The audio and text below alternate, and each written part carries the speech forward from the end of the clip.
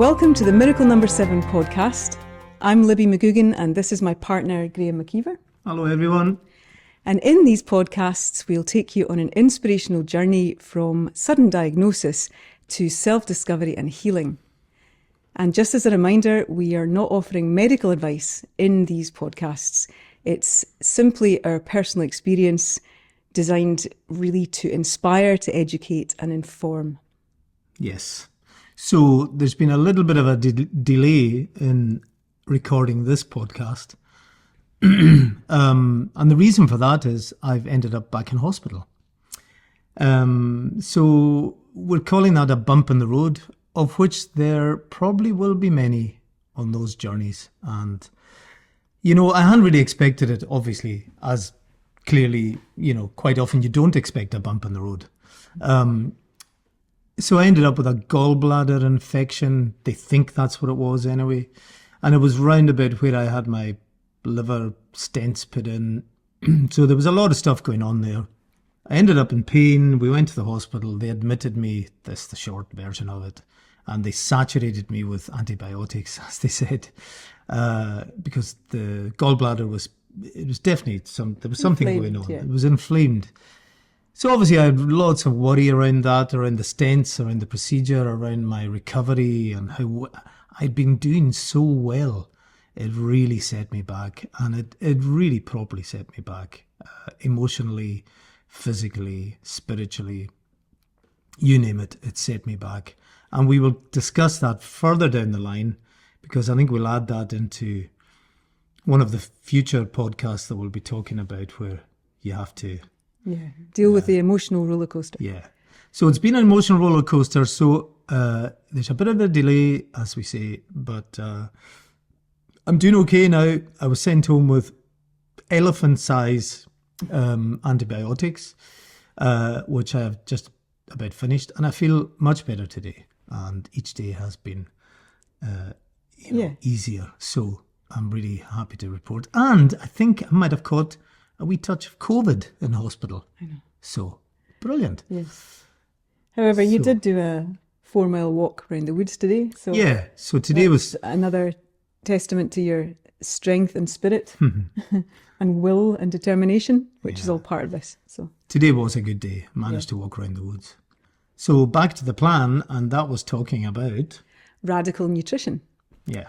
Yeah, so just to give you a bit of background, when this all started and Graham was given the diagnosis, the first kind of contact with the medical world, the surgeon was concerned about a bowel blockage, and you needed surgery to remove a tumour in the bowel.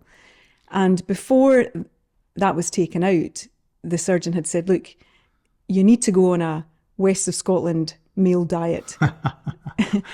You know, so basically stodge, you know, plenty of white bread, high carb, just stodgy stuff. Essentially, she was saying don't have too much fibre because you don't want your bowel to expand if there's a potential obstruction in it. And that makes complete sense. It was weird because I felt like I was being persecuted for being too blimmin' healthy, which I guess I was in a way, not persecuted, but you know, she said, you don't seem like the typical West of Scotland male. And no disrespect to all the other West of Scotland males out there that she may be referring to or not. But she was talking about my diet and my exercise and my general just wellness. So, yeah. And that was a bit of a shocker, wasn't it? Yeah, and kind of permission to eat all the stuff you're told you're not allowed to. So we kind of enjoyed that phase a little bit before you went to hospital. Yes. Anyway, you had your operation, and then after the operation, we kept that going. And obviously, you know, it takes a lot of energy from your body when you have that kind of stress. You know, a surgical procedure, an operation on your body is stressful to your system. So it needs a lot of energy. And people tend to lose weight when this happens. So, and it's all part of it because it makes complete sense. Your body's taking energy from where it would normally send it and use that to actually heal and repair and restore and regenerate.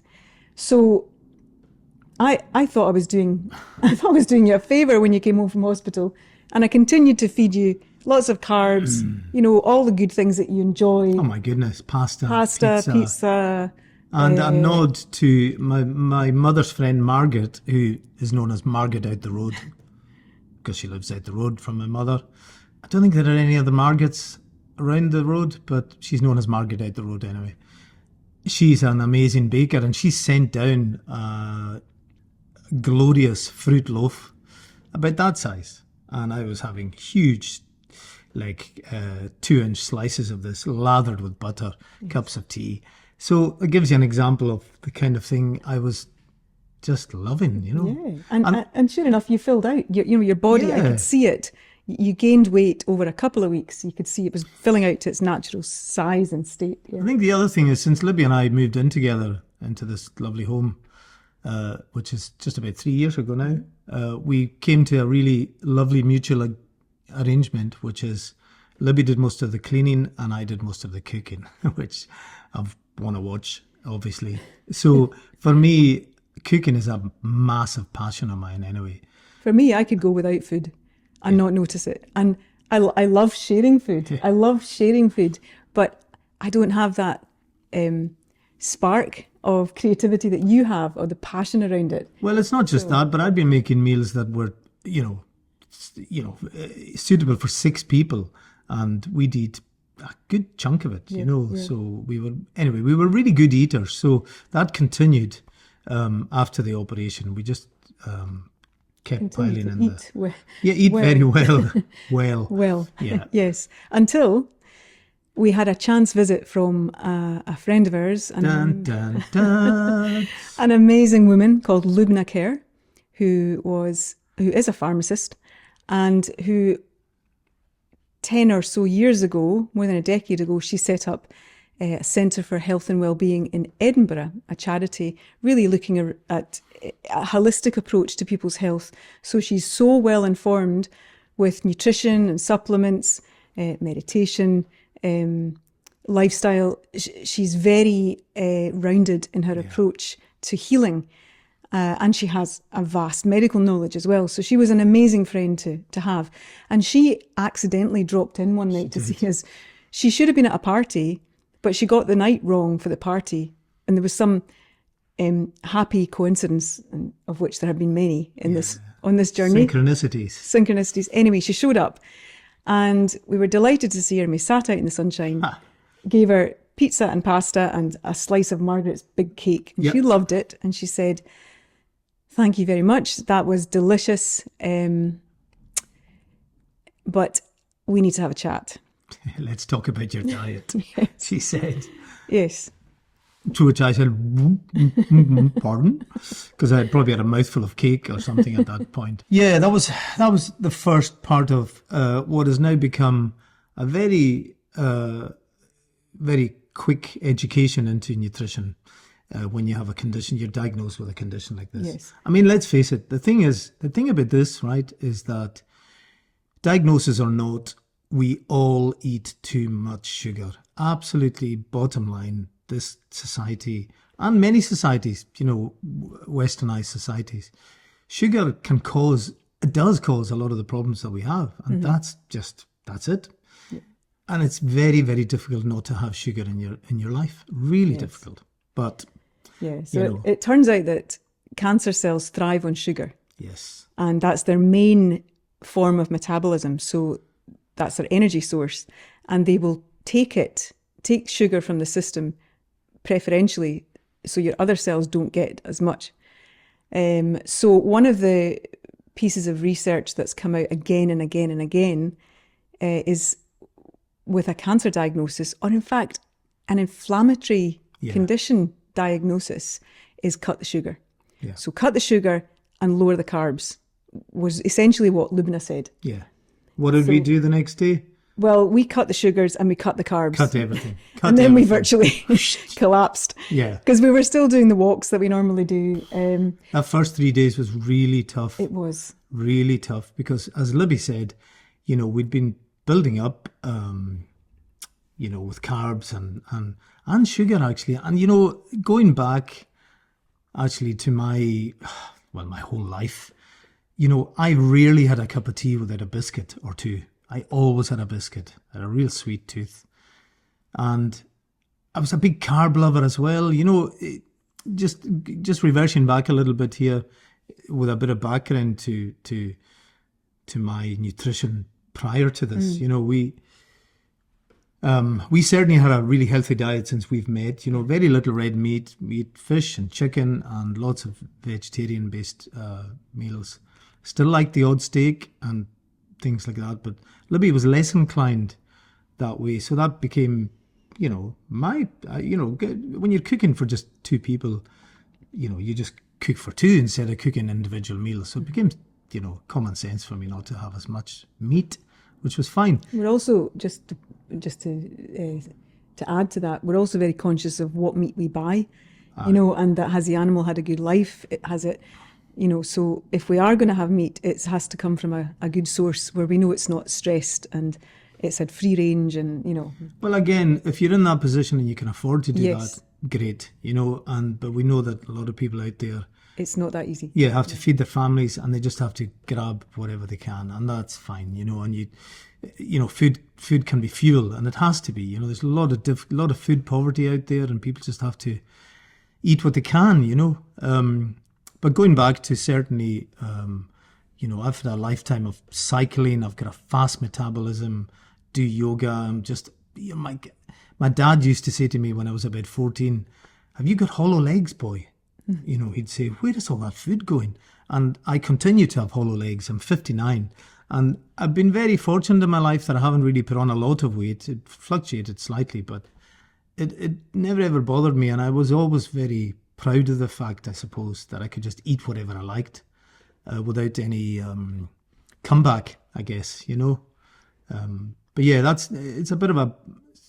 So for me, any radical change in nutrition was really hard for me to take. Yeah, that's what I'm trying to say. Because I had a complete blank canvas with my food.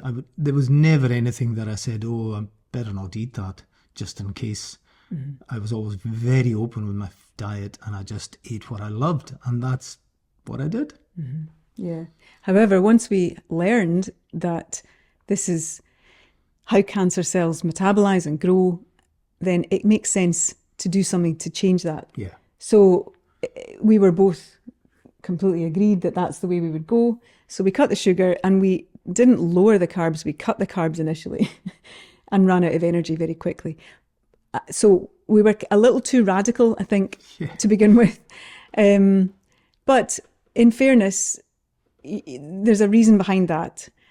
And certainly, you know, reading books like Radical Remission and other forms of research, any excess carbs that you consume and that doesn't burn up into energy straight away will be converted to sugar. Yeah. So it makes sense to minimize that so there's no excess sugar in your system. And one of the ways to do that is if you're going to have carbs in your meal, go for a walk straight afterwards. Yeah. And walking, as we know, is so good for you to get outside and to... Or do the hoovering. Yes. Not me.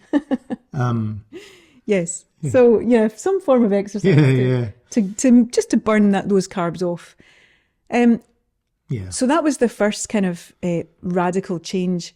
What we did notice, though, is that suddenly we could taste food. Oh, my goodness. For the first time, it felt like it was the first time I'd had a tomato. Oh, tomatoes were Tomatoes just popped with their, you know, with their sweetness. They were just, without the sugar in your system. I've got to say something here, and I think I've said it in previous podcasts, and I will continue to say it. The amazing thing about this is that Libby has followed this to the note. She's followed my diet. You know, it's me that's been diagnosed, but my goodness, the support that Libby's shown me by just saying, no, I'm not having it either. And Libby has absolutely followed the diet plan throughout. And I have to say, I did it because, of course I would. That was my choice, and I'm with you on this journey. But also, I feel healthier. I kind of was feeling at the stage where I knew I was having too much sugar. I knew I was just not that Just at the edge of being unhealthy. We were eating these little desserts at night. Oh, just have that. I know. After dinner. It's so easy. But having cut all that out, I have to say I feel a lot lighter in lots of ways and healthier and back to kind of my normal self. Yeah. So it's done me a lot of good. So that was the beginning of our kind of radical nutrition. Yeah. That was the first phase. That was the thing that clicked. Thank you, Lubna. Yes. My goodness. I mean, I just don't, honestly, this is the thing about this journey, and we'll keep sharing this with you. It's unbelievable how this little circle of healing power has come together. And Lubna was probably the first part of that. And, you know, as Libby said earlier, she accidentally turned up. She wasn't supposed to be in the area, and she just visited, impromptu visit. And that changed everything for us. For me, as somebody who's had a cancer diagnosis, you know, there's so much information out there. Mm-hmm. And by the way, and no disrespect, but some of the places I've been in the last few months, which are cancer treatment centers, offer a lot of sugary things. And it just makes me think, what? Why? Mm-hmm. Why are you doing that? I know. And I don't know. I'm not sure. I can't really fathom that. It's hard to know. I mean, I had done medicine for 20 years. I don't even know if I got taught anything about nutrition. I can't remember. It wasn't on my radar because there was so much else to deal with in the job. So, and you can see, we actually brought this up with one of the consultants, like, mm-hmm. why isn't there more awareness around this? We didn't know until this all happened. And we were informed by Lubna and by other sources. But it turns out that the NHS has something like 20 pence per person per meal. Per meal or per day, I can't remember. But a minimal amount of money to try and feed a hospital of people. It's no wonder that nutrition is not organic, low sugar, high quality. But it should be page one. When you think page one, when you begin to see food as medicine, and it is, when you actually step back and realize whatever I'm taking into my body, the body's metabolizing and absorbing all that energy and that all the nutrients and the minerals and whatnot, and it's using that to create more cells and to heal and repair. You would want surely to have the best quality as much as you can within you, and I really hope at some point down the line there's an injection of cash into the NHS to help with nutrition and just awareness generally of the benefits of that. Most of the things that we get diagnosed with could be healed by what we have around us, because we're connected. We're connected to everything that's around us. Yeah. We're not connected to a chemist's counter giving you drugs that are laced with goodness knows what. They've got their place. Of course they have, because, I've been on antibiotics for the last 10 days, and I'm very grateful for that. And I don't have enough of an understanding to know what would have healed me other than those antibiotics. So, it's a difficult one, but, carrying on with the challenges of the nutritional journey, we just researched more. We just became, because as I said before, food is my passion. And I said, right, okay, we can't have, so here's a thing as well, by the way, Lubna, if you're watching or listening. I remember the day Lubna said, so, what do you have for breakfast? And I said, usually porridge. And she said, no more porridge. I'm just like, what? No more porridge? So she said, obviously, oats, high carb, all the rest of it. So and I said, I usually have porridge with a banana. No bananas. Why? They're full of sugar. Now, they're full of other good things as well. So Lubna really tried to just get us, give me the best possible chance that my body could have nutritionally. And I was a bit grumpy about the porridge. I was in the huff about the porridge. Subsequently, we've started reintroducing the porridge once a week, and it's an utter joy having porridge once a week, I can tell you. Because, we all think, we think porridge is really healthy, and it is. It's really good for you. It's got loads of good stuff in it. But once you have a diagnosis like this, you really have to consider what you're putting into your body. Yes. And again, just to emphasize, there's not one right way to do this. No. This is just the information that came to us, and it's what worked for you. Yeah. And there are other ways to do it. There are other schools of thought. But you have to kind of do your own research and find out really what works for you and listen to your own body. I think that's a key thing, really, because your body knows what it needs. I remember a few years ago, I just was feeling a bit run down, and I really tired, a little bit stressed. And I went shopping in the supermarket one night with my basket and switched my brain off and just wandered around. And when I got to the checkout, I hadn't really realised, I wasn't conscious of what I'd put in the basket till I got there. And then I realised it was, Brazil nuts, avocado, dark chocolate. And I realised I was really low in essential fats in my diet. So your body, if you just kind of switch your thinking mind off, or your craving mind, your body will naturally tell you what you need. But you need to kind of slow down into that rhythm and tune into that signal, I guess. There have been phases of nutrition since that happened in my journey, really. Yeah. And I think that, and they're, as Libby just said, this leads on from what you just said.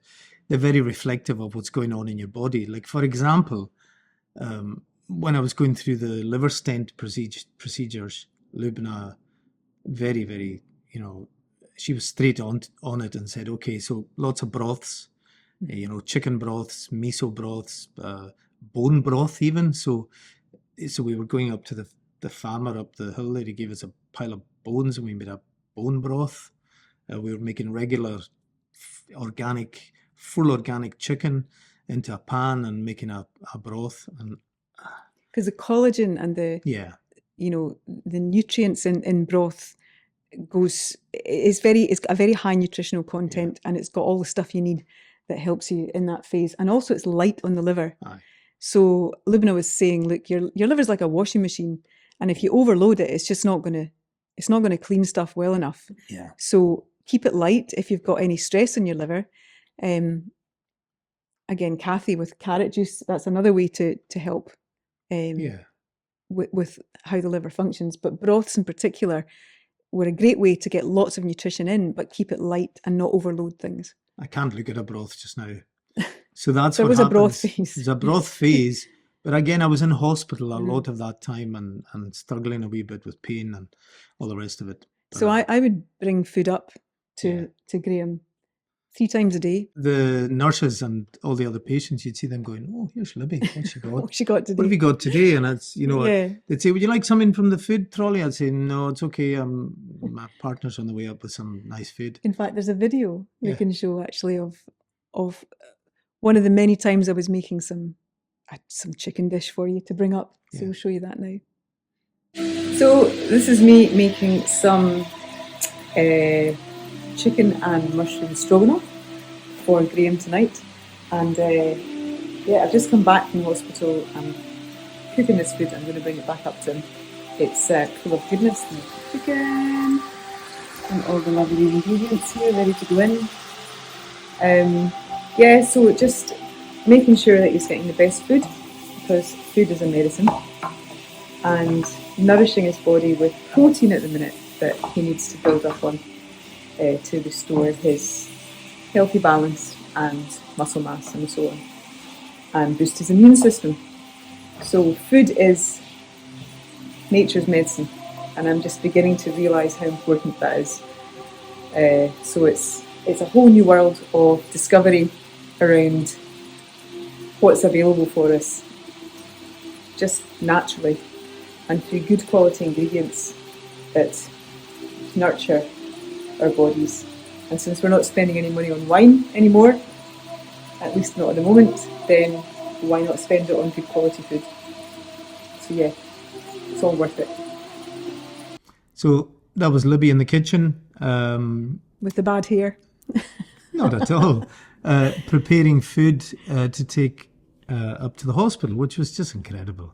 It really helped me a lot having home cooked food, and the nurses were very supportive of that. That they found a shelf in the fridge for Libby, and everything was labelled, and it was great. We were very fortunate in terms of the support we had at the hospital as well. But also just being, aware of the nutritional value of other foods like berries, blueberries, raspberries. Dark berries have got a lot of antioxidants and a lot of good stuff in them. Good sugars. Good sugars, actually. Fructose, isn't it? Yes, absolutely. So just becoming aware of what it is that you're putting into your body and the benefits of it. It can actually, once you're conscious of it, it can actually help your mind engage with the healing process. If your mind's on board as well, knowing that it's taking in something good, that kind of boosts it almost. Oh, of course it does. Boosts your system, knowing what it does for you. We cut the sugar, and we still have. We've lowered the carbs. We're now introducing a little bit more in the way of carbs, but just carefully, and again, just going with what you feel you need for your body. Well, I think, because I really immersed myself in the research for, we sourced a place online that did no sugar ice cream. Now, it was lovely for a wee while until we started. It tasted a wee bit synthetic, to be honest. So, again, it's just that way about balancing. You're much better having maple syrup, for example, and fresh fruit, because it's natural sugar. It's proper stuff, and your body will appreciate that more.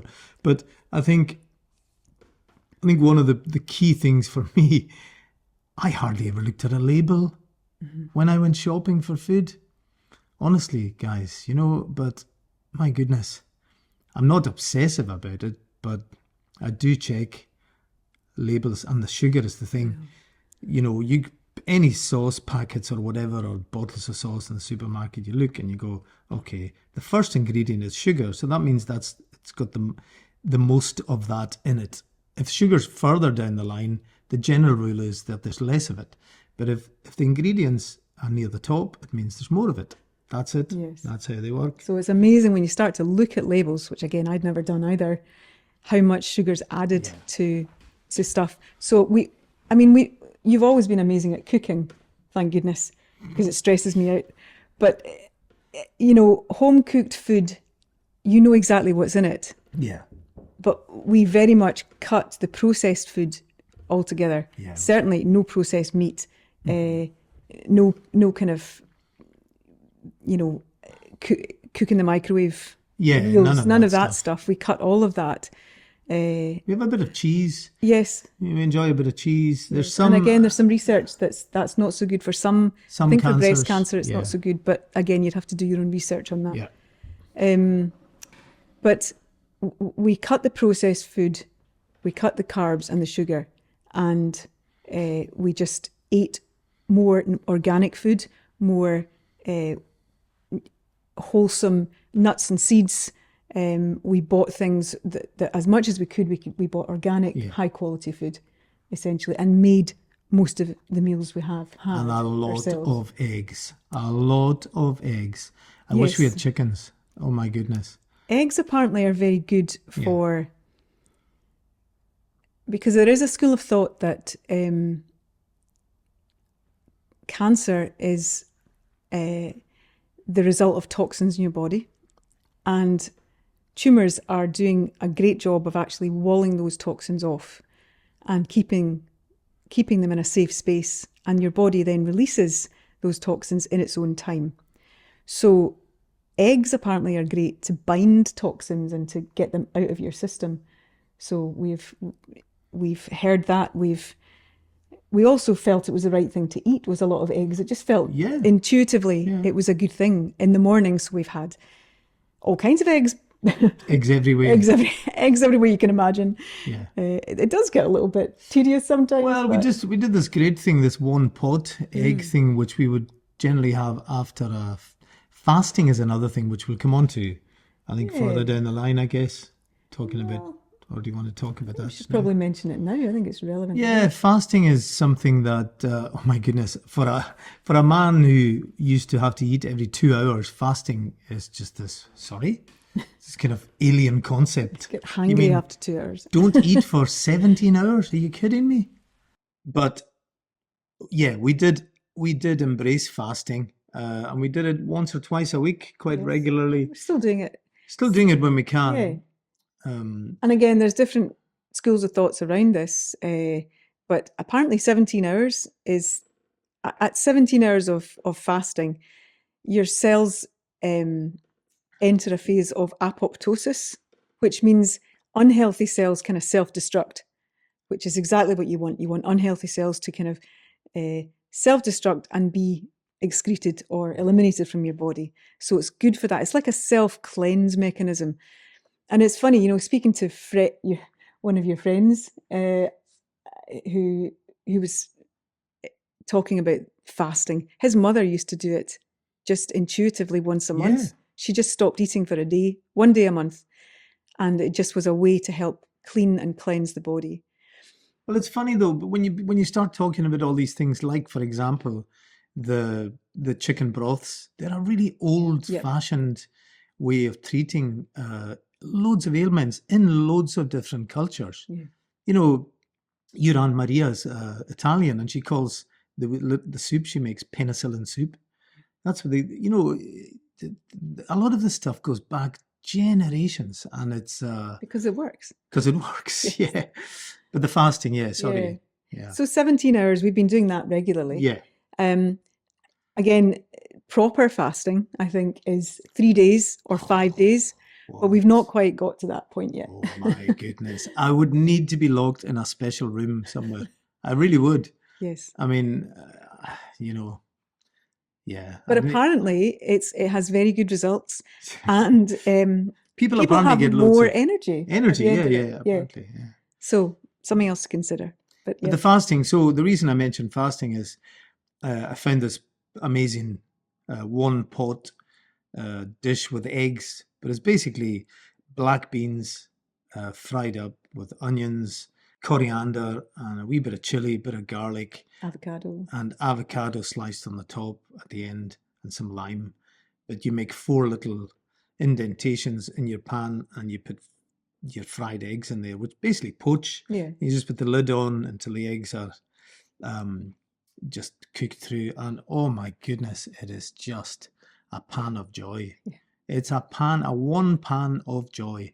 And at some point we'll share some of the recipes that we've been using, I think, because I've kind of adapted some of them as I do. Yes. I tend to not follow recipes very well. I'm not very good at that, really. I use them as a basis, but then I just add other things because I think they will benefit from them. So yeah, we've had a really interesting nutritional journey, and I think we've had a couple of disasters because I was desperate to have a roll. Yes, you're really missing bread. I was really missing bread because I used to bake my own bread regularly. I would make flatbreads regularly with curries. I would make pancakes every Sunday. So flour and bread was a huge part of our lives. The kids would come over on a Sunday morning if they stayed, and they loved the pancakes. And whoever was staying got Graham's pancakes, which was just a feast. It was lovely, and I love making them. But I now make oat and banana pancakes once a week, which is a wee treat, and they're lovely. But yeah, I tried to make these rolls, and they were almost keto rolls, so they were made with whipped up mozzarella cheese and cream cheese, and you had to microwave it and then put it into this mixture. And I put these dollops on the baking tray.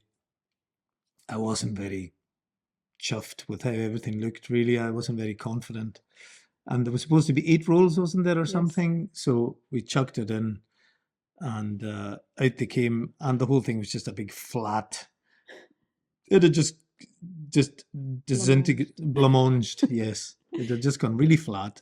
So, but it was delicious. We sliced it up into little kind of like flatbread. like flatbreads and had it. So we've had lots of, you just got to try stuff like Yeah. normal cooking, but There's lots of stuff online. The amazing thing about living here and Yeah. now is that you can access information and recipes and ideas yeah. from people. They don't always turn out the way they look That's funny because in the picture, but somebody online just said that last week, and I saw that it was a Facebook thing, and it said, "Oh, whatever, fudge brownie, no sugar, no whatever," and somebody said those will never look like that, no matter how many times I try to make it. So you've just got to, yeah, you know, you've got to just try things yourself. you do. But one of the consistent things, and we said this last time, is juicing. I think that's another big thing because it's a great way to get nutrients into your body. Yeah. Green juices. Recently, we started making broccoli, spinach, apple, mint, kale. Juiced in together, and it's packed with nutrients and good stuff that helps to cleanse and detox you. Yeah. So juices are a really consistent part. And the other thing for us, ginger is in all the juices. Massively. We always have ginger every day, and garlic apparently is very good as well for its anti-cancer properties. So these two are staples in our diet: ginger and garlic. Yeah. But I'll also just say how impressed I've been with your creativity and your drive, your absolute passion to find new recipes, and you've embraced it. It's not been a chore. It's been, right, how do we make this tasty? What else can I make here? So you've had a real, you've jumped in with both feet to really... Well, it's a real awakening nutritionally. To make the most of it. As the person who did most of the cooking, we've had some friends over and just created big kind of sharing platters of things that we wouldn't have made previously, and everybody's loved it, including us. So we're loving what we're eating, and that is the key. Love what you eat. Yes, that's the key. That is the key. It's really interesting going to the supermarket now because you go down, go to the first aisle. Generally speaking, it's the fruit and veg, which is the way it should be. And you get your stuff, then you go to the next aisle and you go, okay, I can't go down that aisle because it's all, poison for me. And the next aisle you go, nope, can't go down that one either, poison. Next aisle, nope, poison. And no disrespect, it's not poison, but, I just can't go there because there's nothing in that aisle at all that I could even consider putting into my body now. I just can't do it. No, so absolutely. But there are ways around that too. I mean, one of the lovely people we've met on this journey, Elaine, who's hugely inspiring, who, again, she had a diagnosis of breast cancer and declined a radical mastectomy and chemo, and I think was told that she would, she wasn't going to survive it. 2 years down the line, she's a picture of health. Oh, she's amazing. She's amazing, and she's completely on top of her nutrition. And she gave us this lovely recipe for what we call miracle balls. They were initially called Elaine's balls, but now they're called miracle balls. Yeah. But they're a lovely sweet treat. We should have one here to show. I know we should. We have them in the freezer.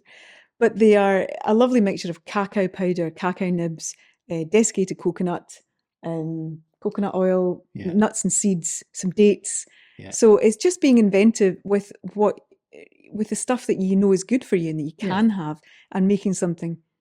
Well, just yesterday I made a date and walnut cake. Yes. Which I would never have used dates for baking before. But it was delicious, and we took it to some friends and they loved it too. And they don't have to not have sugar, and they thought it was great. So and I think going right back to the amazing advice that Kathy Grout's husband Ian gave us about not becoming obsessive about everything and remembering that you need to have joy. I think the joy is the thing. Joy is the key. Joy is the key because, Libby and I, not so much the last, week to 10 days because I've had a hospital situation. But prior to that, we'd been going into town once a week and just even having a coffee and something. But we've been actually going and having a nice meal in the afternoon, and having something that we really enjoy, that we can have, that is okay for us to have, but going out to have it. But it's just that joy is a frequency. Yeah. Joy is a state of being, and it's an energetic state. And when you're in that state, your body functions better. Your cells kind of relax into their natural function. So joy is a really important part of anything. And I think no matter what you take into your body, make sure you enjoy it. Make sure you don't take anything that you think isn't doing you any good, or that you're begrudging in some way, because that energy, you give it its energy. If you engage with it in a joyful way and embrace it and are appreciative of it and grateful for it being there, your body hears that, your cells hear that, and that's the energy that they're basking in when they're working. So, and there's nothing better. We all know there's nothing better than just, being round a table with people that you love, sharing food. It's just, it's as old as time itself. It's an amazing thing. So yeah, keep the joy in the food and be creative. That's the message, and we do, and we continue to. So yes, just be aware, be conscious of what your body needs in any moment, and what you need to let go of for a while. It might just be a temporary thing, a phase, an intense phase of a change in the diet that might just be what your body needs to help it replenish and restore itself.